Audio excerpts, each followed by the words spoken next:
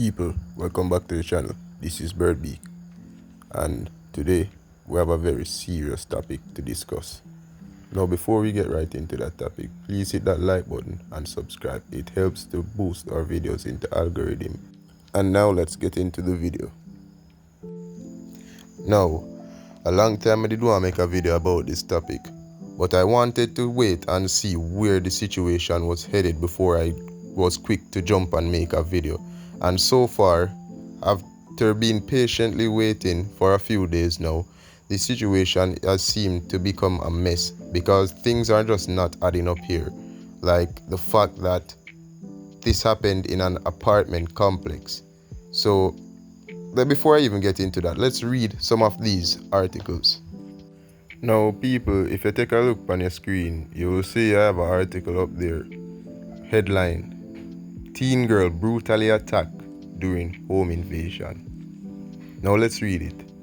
A manhunt is now ongoing for the intruder responsible for leaving a teen girl hospitalized with severe head injuries after she was assaulted in her home in the corporate area today. This incident occurred about 2:30 p.m. and residents are angry that the man managed to escape. Him do the little girl bad, chop her up, and it looked like him all grape her, a resident said. The police were summoned to the scene and assisted the badly injured girl to the hospital. A manhunt is now on for the attacker who reportedly escaped on foot. The Hunts Bay police are probing the incident. Now, people, I don't know about you, but in my opinion, that report raised certain red flags. But let's continue. Shortly after that report, news came out that she had tragically died as a result of the injury she sustained during the brutal assault. Now, people, this is a very tragic situation. I cannot stress this enough. But let's continue. We need to get to the bottom of this situation. Here you can see the article saying she is 15-year-old Price Johnson, formerly student of the Haile Selassie High School. She is actually 14-year-old, but let's not make that distract us from the fact of the matter. Now, shortly after, we see reports coming out saying police named suspect in rape and murder of 14-year-old Price Johnson. In this article, here you can see a name mentioned, Imani Lignat. I don't know if I'm pronouncing that correctly, but Imani Lignat was the person of interest. The article then goes on to say Price was sexually assaulted and bludgeoned with a hammer in the Palm Grove apartment complex on Spanish Town Road in St. Andrew. It's understood that she was at home on Thursday when her attacker, who is believed to be mentally challenged, forced his way into the apartment. The perpetrator reportedly escaped on foot. Price was taken to the hospital but has since succumbed to her injuries. Photos and videos of the injured teen following the brutal attack have been making rounds online. And people, they are very disturbing. I would not recommend you go and search it or do not share the photos if you have them. Superintendent Manderson is cautioning against sharing the inappropriate videos and photos of the now deceased teen. Now, people, as I'm telling you, the story now really add up, but make we continue on with the video. Now, we see things so we get good news when we see the suspect of the murder was captured. But then as I'm reading the report, I see that the suspect is Imani Noah Linder, who is a complete different person from the first name that I said before. Imani Lignat or Imani Lignat, whatever it was.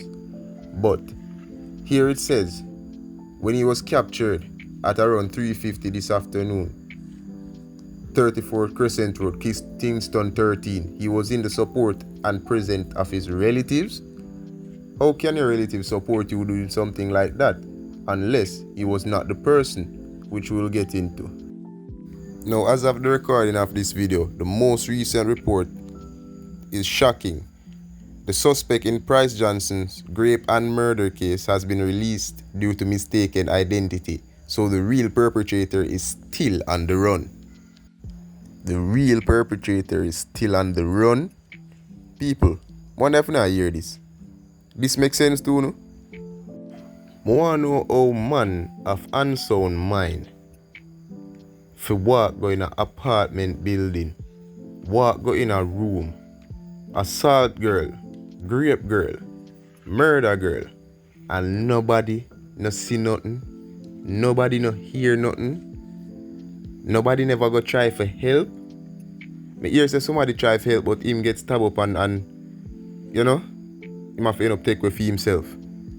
But apartment building, apartment complex, where every room are basically each onto them one another, where if an argument go on, every window bust and ears cock up, you tell me say nobody no hear, nobody no see what go on. There's no photos of the perpetrator, there's no video of the perpetrator, no angles, nothing. You really tell me say I saw this go? People, I don't believe it.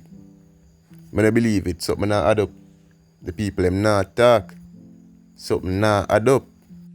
In my personal opinion, and this is just my personal opinion, people in the community know exactly who did it and they are protecting his identity. I don't know who he is or why they would want to protect such a person's identity, but I do not believe that no one knows, or I don't believe no one knows what happened or saw what happened. That's just preposterous. That just don't make no sense. And but I like when you tell me what you think in the comments below. Anyways, people, that's it for now. I'll keep you posted. So like, subscribe, and share. Birdnation, stay sharp.